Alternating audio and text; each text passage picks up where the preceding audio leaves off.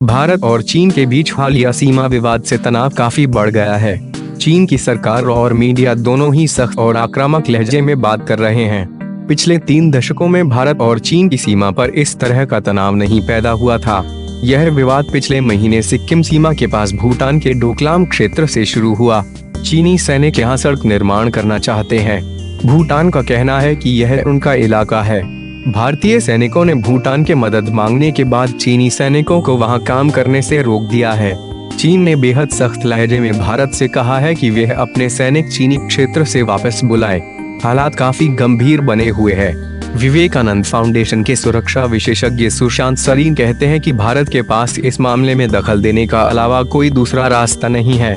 उनके अनुसार चीन के साथ भारत का अब तक बड़ा नरम रवैया रहा है। इसे बदलने की जरूरत इसलिए महसूस हुई कि आप अपने सबसे करीबी सहयोगी देश के गलत कदम का बचाव नहीं कर सकते तो नहीं तो कल अपनी खुद की जमीन भी खतरे में आ जाएगी।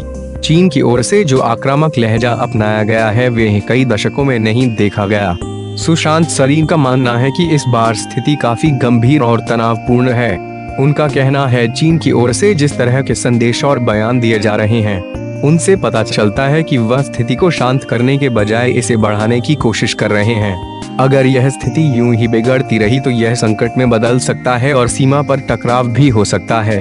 भारत और चीन के बीच लगभग 4000 किलोमीटर लंबी सीमा पर विवाद पुराना है और 1962 में दोनों देशों के बीच जंग भी हो चुकी है। पिछले 5 दशकों में 1-2 घटनाओं को छोड़कर सीमा पर स्थिति शांतिपूर्ण रही है, लेकिन डोकलाम घटना के बाद चीन की प्रतिक्रिया बहुत आक्रामक रही है। रक्षा विश्लेषक अजय शुक्ला का कहना है कि यह कड़वाहट अचानक नहीं पैदा हुई है। वो कहते हैं पिछले कुछ समय से परमाणु आपूर्ति समूह में भारत की भागीदारी का विरोध, मसूद अजहर को आतंकवादी करार देने और चीन की आर्थिक योजना जैसे प्रश्नों पर मतभेद बढ़ते गए हैं। अब डोकलाम ने सीधे टकराव का माहौल बना दिया है। अजय शुक्ला का मानना है कि दोनों देशों में युद्ध की संभावना नहीं है। चीन दुनिया के पैमाने पर एक बड़ी आर्थिक शक्ति है। वह युद्ध तभी चाहेगा जब पूरी तरह से जीत हो। वह भारत से अभी पूरी तरह नहीं जीत सकेगा।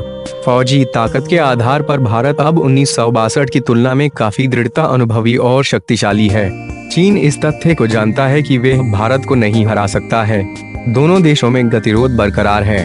भारत ने अनावश्यक बयान देने से गुरेज किया है, लेकिन चीन की ओर से हर रोज बयान आ रहे हैं।